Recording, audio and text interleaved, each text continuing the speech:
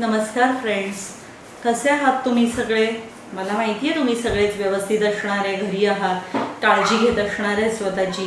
आपण ऑलरेडी आपला भारताच्या राज्यघटनेचा अभ्यास सुरू केलेला आहे आणि त्याचबरोबर आपली चर्चा पण सुरू झालेली आहे.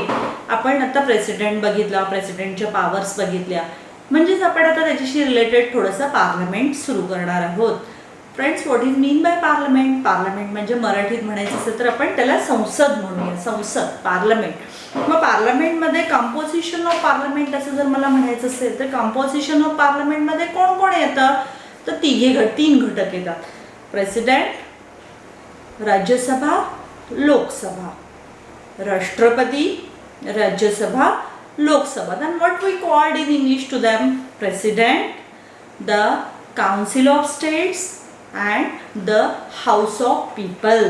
President, राष्ट्रपती, the Council of States, Rajya Sabha, the House of People, Lok Sabha. म्हणजेच आपली जी संसद आहे, जी पार्लमेंट आहे, ही ह्या तीन घटकामुळे बनते. आपल्याकडे आपण अप्पर हाऊसला काय म्हणतो? राज्यसभा, म्हणजे the council of states. And lower हाऊसला आपण काय म्हणतो? The house of people. म्हणजेच आपली जर संसद बघितली आणि आपण बाकीच्या देशांबरोबर जर कम्पेअर करायला गेलो तर आपल्याकडे यूकेला काय आहे फ्रेंड्स? किंग किंवा queen and 2 houses, house of lord, house of common. USA कडे आपण गेलो तर 2 हाऊसेस कुठले आहेत? प्रेसिडेंट आणि Senate and house of representative और काँग्रेस विसे. हे अशी त्यांच्याकडे घरं आहेत. मग यूकेमध्ये king or crown is a integral part of their parliamentary system असतो. आपले प्रेसिडेंट असतात का? नाही. पण our president takes part in the parliamentary proceedings. कुठल्या गोष्टीत ते पार्टिसिपेट करतात friends? To summon the house. बरोबर ना? जेव्हा सेशन सुरू होतं पार्लमेंटचं तेव्हा पहिलं स्पीच आपले प्रेसिडेंट देतात. प्रेसिडेंटला प्रोरोग्यू द हाऊस आहे, डिझॉल्व द हाऊस आहे. तसंच USA मध्ये कसं आहे? त्यांचे प्रेसिडेंट इंडिपेंडंट आहे. बरोबर? They are not a integral part because they are accepted a federal system. In USA every state has given a right to draw up their own constitution, but in India here is only one constitution, that is the Constitution of India. We are not given any kind of a right to any state to draw up their own constitution. मग ह्या गोष्टी आपल्या सुरुवात केल्यानंतर आपल्याकडे काय supreme आहे? I am repeating again friends. In India constitution is supreme. पण UK मध्ये गेलात तर तुम्ही तिथे काय सुप्रीम आहे? Parliament is supreme. कधी कधी असं फनी थिंग म्हणून तुम्हाला मी लेक्चरमध्ये म्हणत असते बघा, की UKच्या पार्लमेंटमध्ये जर असा ठराव पास केला की रेडा दूध देतो आणि त्यांच्या पार्लमेंटने जर तो पास केला तर सगळ्यांना हो तो मान्यच करावा लागतो. Even though we are not agreed, we know very well की रेडा दूध देत नाही, पण जर त्यांनी पार्लमेंटने जर पास केला तर that is a supreme. But in India पार्लमेंटने असं काही जर पास केलं तर आपल्या सुप्रीम कोर्टला राईट आहे की त्यांनी जे काही पास केलं आहे ते कॉन्स्टिट्यूशनला धरून आहे का नाही. कारण why? Because our supreme court is a guarantor and protector of our constitution. म्हणजे हा फरक आपल्यामध्ये आणि UKच्या सिस्टीममध्ये आहे. मग आज आपण फ्रेंड्स लोकसभा आणि राज्यसभेबद्दल चर्चा करणार आहोत. मागच्या वेळेला मी तुम्हाला सांगितलं होतं की थोडंसंच आपण आता लोकसभा आणि राज्यसभेची चर्चा करू म्हणून. मग त्यातलं पहिलं आपण घर घेऊयात. पहिलं घर म्हणण्यापेक्षा the Rajya Sabha, the council of states. Council of states is called as a upper house. I am repeating again. Council of State is called as a upper house. It is a permanent house. आपली राज्यसभा ही permanent आहे. ही 1952ला जी जशी अस्तित्वात आली आहे ती आज तक काही डिझॉल्व झालेली नाही. ही परमनंट आहे. ह्याची इलेक्शन इनडायरेक्टली होते. आपण त्याला मतदान करत नाही. It's indirectly. त्याचे जे काही मेंबर्स आहेत टोटल किती असतात? 250.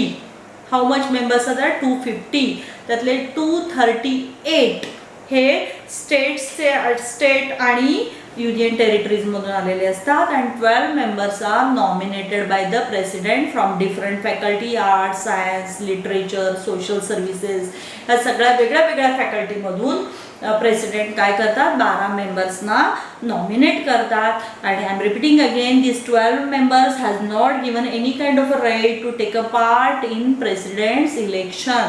त्यांना प्रेसिडेंटच्या इलेक्शनमध्ये भाग घ्यायचा राईट नाही आहे, because these members are nominated by the president. These members are not at all elected. Mind it very well friends. तुम्ही नेक्स्ट JMFC किंवा जजच्या वगैरे एक्झाम द्याल तेव्हा हे सिली किंवा ट्रिकी क्वेश्चन्स तुम्हाला विचारले जातील आणि तेव्हा ते तुम्ही व्यवस्थित समजावून घ्या आणि मग त्याचं उत्तर द्या. मग आपल्याकडे हे जे पर्सन्स आहेत हे निवडून येतात, त्याच्यासाठी आपल्याकडे काय केलेलं आहे, काउन्सिल ऑफ स्टेट्ससाठी जे मेंबर्स निवडून येतात त्याच्यासाठी 4th शेड्यूलमध्ये त्याची तरतूद केलेली आहे. प्रत्येक स्टेटचं पॉप्युलेशन किती आहे, युनियन टेरिटरीचं पॉप्युलेशन किती आहे, त्याच्यावर तिथून किती मेंबर्स राज्यसभेमध्ये निवडून येणार हे ठरलेलं असतं. Sorry friends. त्याच्यानंतर मग राज्यसभा चालवण्यासाठी आपल्याला चेअरमन आणि डेप्युटी चेअरमनची गरज असते. राज्यसभेचे चेअरमन कोण असतात तुम्हाला माहिती आहे का friends?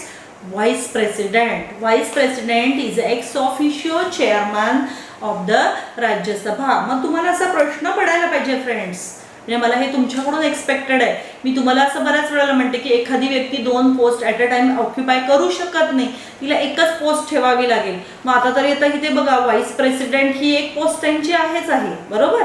Vice president plus ex officio chairman. Chairman is another aspect also friends. How we are given a right to our vice president to act at the same time in 2 positions as a chairman in the Rajya Sabha and as a vice president. How? ह्याचं उत्तर मला तुमच्याकडून expected आहे, त्यानिमित्ताने तुम्ही वाचा. Okay. तर ह्याच्यामध्ये आपण चेअरमन निवडतो आणि त्याच्यानंतर एक डेप्युटी चेअरमनही निवडलेला असतो. डेप्युटी चेअरमन निवडण्याचं कारण असं असतं की the chairman is absent due to some reason, president out of India आहेत, मग प्रेसिडेंटच्या पॉवर्स एक्झरसाइज करायचे आहेत व्हाईस प्रेसिडेंटला during that period, but it is needed to carry on the house. मग त्यावेळेला आपल्याला एक मेंबरची गरज असते, म्हणून आपण काय केलेलं असतं, डेप्युटी चेअरमन तिथे निवडलेला असतो आणि ह्यांच्या माध्यमातून आपलं काम चाललेलं असतं. मग आता जर मला माझ्या राज्यसभेला किंवा आमच्या द काउन्सिल ऑफ स्टेट्सला कम्पेअर करायचं असेल तर मी UKला करेन, USA करेन. UKला जर मला कम्पेअर करायचं असेल तर त्यांचं जे परमनंट हाऊस आहे ते कुठलं आहे friends? House of lord. The house of lord. House of लॉर्डमध्ये आणि आपल्यामध्ये काय गंमत आहे माहिती आहे का तुम्हाला? हाऊस ऑफ लॉर्डमध्ये लॉर्ड फॅमिलीमध्ये जन्माला या, तुम्हाला मेंबरशिप मिळते स्टिल युअर डेथ, तुम्हाला कायमचीच ती मेंबरशिप आहे. पण तशी राज्यसभेमध्ये आहे का? बिलकुल नाही. राज्यसभेमध्ये तुम्हाला काय आहे, एका व्यक्तीला 6 वर्षासाठी तिथे मेंबर म्हणून राहता येतं. दर 2 वर्षांनी 1/3 मेंबर्स रिटायर होतात आणि तिथे इलेक्शन्स होतात. म्हणजे आपल्याकडे इथे परमनंट मेंबरशिप आपल्याला दिलेली नाही आहे, बरोबर. पण तसंच आपल्याकडे डायरेक्ट इलेक्शन ही राज्यसभेसाठी बिलकुल होत नाहीत. आता आपण ह्याला कुठे कम्पेअर करूयात? USA येऊयात. USA परमनंट हाऊस कुठला आहे? सिनेट. सिनेटमध्ये प्रत्येक स्टेटमधून 2 representatives. I am repeating again friends, USA मध्ये प्रत्येक स्टेटमधून 2 रिप्रेझेंटेटिव्ह्स कुठे पाठवले जातात? सिनेटमध्ये पाठवले जातात. पण ह्यांच्याकडे ही पहिले इनडायरेक्ट इलेक्शन असायची, पण त्यांनी 17th अमेंडमेंट 17वी अमेंडमेंट केली 1913ला 1930ला आणि त्याच्यानंतर मात्र सॉरी फ्रेंड, त्यांचे जे मेंबर्स आहेत ते डायरेक्ट इलेक्शन होऊन सिनेटमध्ये यायला लागले. म्हणजे हा फरक Rajya Sabha, the house of Lord and सिनेटमध्ये आहे. मग तुम्हाला असा प्रश्न पडेल की बाबा आपल्या राज्यसभेचा असा उपयोग तरी काय आहे? बरंच क्रिटिसाइज होतं की राज्यसभा अस्तित्वात असायलाच नको आहे, काही तिचा उपयोगच नाही. कारण असंही मनी बिलवर होल्ड असतो तो पूर्ण लोकसभेचा असतो. मनी बिल राज्यसभेमध्ये काहीच राज्यसभेला त्याच्यामध्ये वरती पॉवर नाही आहे. ऑर्डिनरी बिलच्या बाबतीत आहे, पण समजा जर डेडलॉक झाला म्हणजे both the houses are not agreed, then there is a deadlock. I am using the word deadlock. When both the houses are not agreed upon any subject matter, then there is a deadlock.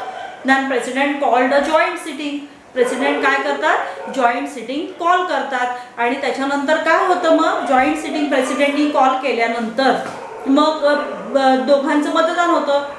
Obviously आपल्याकडे लोकसभेचं membership जास्त आहे, ती 552 आहेत आणि इकडे 250 आहेत, म्हणजे अगदी 50% आहेत. म्हणजे इथेही त्या राज्यसभेचा तसा काही उपयोग होत नाही. मग राज्यसभेला काही व्हॅल्यू नाहीच आहे का, असा प्रश्न निर्माण होतो. तर राज्यसभेचा उपयोग ह्याच्यासाठी की राज्यसभेमध्ये आपल्याकडे मोस्टली सिनियर पॉलिटिशियन्स असतात की ज्यांनी खूप राजकारणातले पावसाळे बघितलेले असतात, ज्यांना बारकावे माहीत असतात आणि त्याच्यामुळे थोडासा तो होल्ड लोकसभेवर राहावा किंवा त्यांचा उपयोग व्हावा किंवा ऑर्डिनरी बिलच्या बाबतीत ते थोडंसं प्रोलॉंग करू शकतात ते बिल किंवा त्यांच्या रेकमेंडेशन सजेशन्स ही ऐकाव्या लागतात। याच्यासाठी आपल्याला राज्यसभेचा उपयोग होतो आणि राज्यसभा असणं गरजेचं आहे। त्याच्यानंतर जे दुसरं हाऊस आहे ती लोकसभा। लोकसभेला काय म्हणतात फ्रेंड्स? लोअर हाऊस म्हणतात। The lower house, that is a Lok Sabha, that is a house of people in English. Okay, आपली लोकसभा दर 5 वर्षांनी डिझॉल्व होते ड्युरिंग द इमर्जन्सी। ती 1 वर्षासाठी एक्सटेंड होते, पण ती 6 मंथ्स एक्सटेंड झाल्यानंतर लगेचच त्याचे इलेक्शन्स घेऊन आपल्याला फिलअप करावी लागते। पार्लमेंटमध्ये जसं मी तुम्हाला हाऊस ऑफ लॉर्ड आणि हाऊस ऑफ कॉमनमध्ये सुद्धा डायरेक्ट इलेक्शन्स होतात। इकडे आपल्याकडे हाऊस ऑफ रिप्रेझेंटेटिव्ह अमेरिकेमध्ये आहे, तिथेही डायरेक्ट इलेक्शन्स होतात आणि ह्या सगळ्या आपल्या लोकसभेप्रमाणेच चालतात। मग हे कसं ठरतं? तर टेरिटोरियल कॉन्स्टिट्युएन्सीज कशा ठरतात? तर आपलं जे काही जनगणना होते त्याच्यावर त्याचे मेंबर्स ठरवतात आणि ह्या इलेक्शनला ज्या व्यक्तींनी 18 वर्ष पूर्ण केलेली आहेत त्यांना मतदानाचा अधिकार राहतो। पण हे 18 वर्षाचं जे आहे हे आधी 1987च्या आधी आपल्याकडे 21 वर्ष पूर्ण झाल्यानंतर मतदान करता येत होतं, पण 61st म्हणजे 61वी अमेंडमेंट झाली 1987ला आणि त्याच्या वेळेला 21चं वय 18 वर आणण्यात आलं आणि जे व्यक्ती 18 वर्ष पूर्ण केलेली आहे, even though he is a unsound mind, even though he is a corrupt, even though he is a criminal background person, then that person is also given a right to give a vote during the election of Lok Sabha. म्हणजे ह्या सगळ्यांना लोकसभेमध्ये मतदान करायचा right आहे। मग आपल्याकडे इलेक्शनला उभारण्यासाठी क्वालिफिकेशन काय लागते? तर दोघांचे मी कॉमन मध्ये सांगते। पहिलं काय, he or she must be a citizen of India, ते भारताचे नागरिक असलेच पाहिजेत। दुसरं काय आहे, जर तुम्हाला राज्यसभेसाठी इलेक्शन लढवायचे तर तुमची 30 वर्ष पूर्ण पाहिजेत आणि लोकसभेसाठी लढवायचे असतील तर तुमची 25 वर्ष पूर्ण पाहिजेत आणि तुम्ही कुठल्याही कायद्याखाली डिस्क्वालिफाईड नसला पाहिजेत। म्हणजे पार्लमेंटने जे काही रूल्स अँड रेग्युलेशन्स केलेले आहेत त्याच्यामध्ये तुम्ही कुठेही डिस्क्वालिफाईड असता उपयोग नाही। हे बेसिक क्वालिफिकेशन्स आहेत। त्याच्यानंतर अजून काय क्वालिफिकेशन्स आहेत तर त्याच्यामध्ये असं नमूद केलेलं आहे की जर इलेक्शनला उभारायचं असेल तर मात्र तुम्ही अनसाउंड माइंड असता उपयोग नाही, तुम्ही करप्ट असता उपयोग नाही, तुम्हाला डिस्क्वालिफाईड कुठल्या लॉनी केलेलं असतं उपयोग नाही। बघा, मी मगाशी असं म्हटलं की तुम्हाला मतदान करताना ह्या गोष्टी चालतात, अनसाउंड माइंड असाल तरी चालतंय, क्रिमिनल रेकॉर्ड असला तरी चालतंय, तुम्ही करप्ट असला तरी चालतंय, इनसॉल्वंट असला तरी चालतंय, पण तुम्हाला जर इलेक्शनला उभारायचं असेल तर मात्र ह्या गोष्टी जर असतील तर तुम्हाला इलेक्शनला उभारता येणार नाही आणि त्यावेळेला तुम्हाला डिस्क्वालिफाईड केलं जाईल। याच्यासाठी एक सुंदर केस लॉ आहे, ती म्हणजे जया बच्चनांची आहे, Jaya Bachchan versus union of India. ही केस कधी घडली आहे? 2006ला, जेव्हा त्या राज्यसभेच्या मेंबर होत्या त्याच वेळेला त्या चेअरपर्सन होत्या फिल्म डेव्हलपमेंट काउन्सिलच्या आणि त्या तिथलेही बेनिफिट्स घेत होत्या आणि इकडेही त्या मेंबर होत्या। जेव्हा हे कोर्टाच्या निदर्शनास आलं की शी इज टेकन बेनिफिट, म्हणजे टेलिफोनचं बिल घेत आहेत, त्या गाडीतून त्या जात आहेत, ड्रायव्हर पण मागवत आहेत त्या, and she is taken all the facilities and she is occupied the profitable office, तर तेव्हा जया बच्चनना डिस्क्वालिफाईड करण्यात आलेलं होतं। म्हणजेच आपल्याकडे जर तुम्ही प्रॉफिटेबल ऑफिस गव्हर्नमेंटच्या अंडर येणाऱ्या ज्या काही स्कीम्स आहेत किंवा गव्हर्नमेंटची जी ऑफिसेस आहेत ती ऑफिसेस पण तुम्ही ऑक्युपाय करत असाल आणि इकडे मेंबर म्हणून पण तुम्ही पार्लमेंटमध्ये काम करत असाल, then you are possessing the profitable office and then you are totally disqualified for that. म्हणजेच मी आज तुम्हाला लोकसभा आणि राज्यसभा यांच्याबद्दल सांगितलेलं आहे, त्यांची क्वालिफिकेशन सांगितली आहे, त्यांची डिस्क्वालिफिकेशन सांगितलेली आहे। फ्रेंड्स, मी उद्या किंवा परवा दिवशी या 2 दिवसामध्ये मी तुम्हाला अँटी डिफेक्शन लॉ म्हणजे काय सांगणार आहे। अँटी डिफेक्शन लॉ हा तुम्हाला बऱ्याच वेळा शॉर्ट नोटला विचारलेला आहे आणि आत्ता फक्त मी तुम्हाला लोकसभा आणि राज्यसभेची सुरुवात केलेली आहे आणि त्या दोन्ही हाऊसेसची ओळख करून दिलेली आहे। फ्रेंड्स, तुम्ही हा व्हिडिओ एन्जॉय नक्कीच केला असणार आहे, मला खात्री आहे आणि तुम्ही आपल्या प्रश्न उत्तराच्या दरम्यान मला नक्कीच प्रश्न विचाराल आणि तुमच्या क्युरीज सॅटिस्फाय कराल। Thank you friends, thank you so much, take care.